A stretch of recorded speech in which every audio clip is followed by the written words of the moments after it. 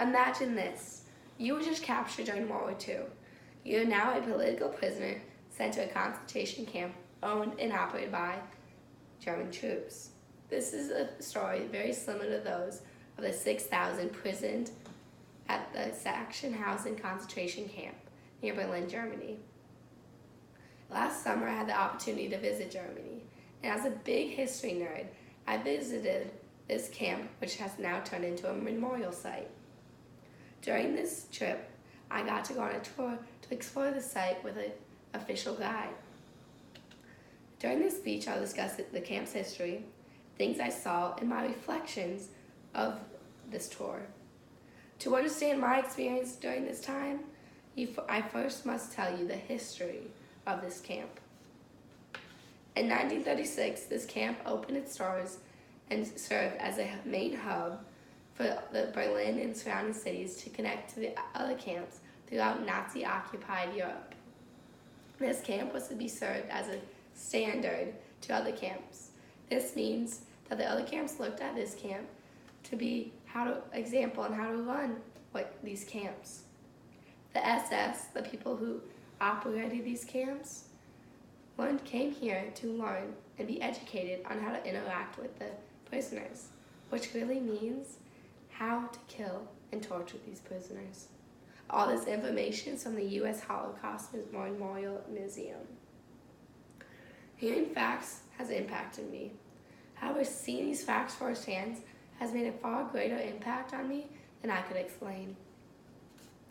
When I walked up to the gate about to enter the main camp, I saw German words. I didn't understand it, so I asked my tour guide what it meant. He said the words, "Work will set you free," which is very ironic for these prisoners, as they were not going to be free by these German troops. If anything, they were going to be killed or tortured. Past that, there was a semicircle that kind of resembled a sidewalk with rocks on it. These prisoners ran over a marathon each day on very little food to test out German boots so they could be used in warfare to find the best materials that made them. Past that, near the end of the campsite, there was the gas chambers. There were only ruins left due to the lack of time has passed and the fact that they wanted to be destroyed. An unknown amount of people have died in these. However, you can still see the pathway in which they took to take the last breath from the toxic gas.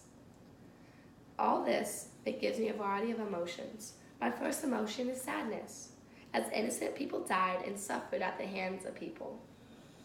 Then I feel overwhelmed that I was standing in a place that history has stood for a long time. The world has changed where I was standing. These people's lives were lost, and we had impacts today because of it. Along with those feelings, I feel guilt. Guilt I can't go back and fix it. Guilt that these people lost their lives and I wasn't here to try to save them. Now knowing all these, the history, the sites, and my reflections, I've gained a new experience. A new experience I'm going to treasure for the rest of my life. Audience member, I'm going to ask you one thing that, like the tour guide asked of me. Remember the victims and their stories. Try not to focus on the people that did this to them. The victims had a story, and their story was cut short.